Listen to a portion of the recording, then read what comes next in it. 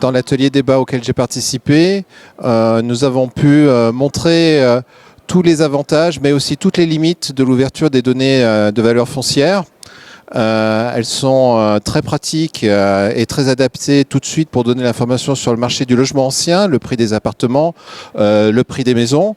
C'est déjà beaucoup plus délicat quand on veut parler du prix du logement neuf, puisque elles sont pas tout à fait catégorisées dans les catégories de logement. On les retrouve dans les biens indéterminés, donc on a du mal à les faire ressortir. Et c'est encore moins simple quand on parle des biens concernant d'autres activités ou les biens naturels ou les biens ruraux.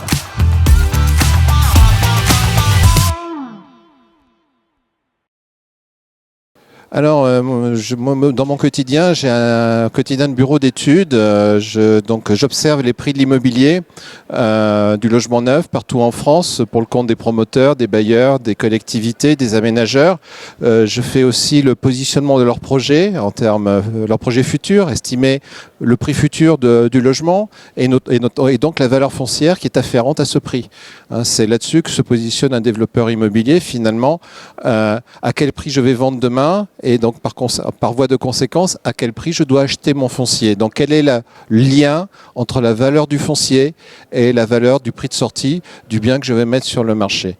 Voilà, donc moi, mon rôle, c'est essayer de faire le lien entre les deux. Et donc, évidemment, pour moi, le foncier urbain, la connaissance du prix du foncier urbain, c'est quelque chose de fondamental et d'essentiel. Et avec l'ouverture des données DVF, bien disons qu'on va améliorer notre connaissance de cette valeur.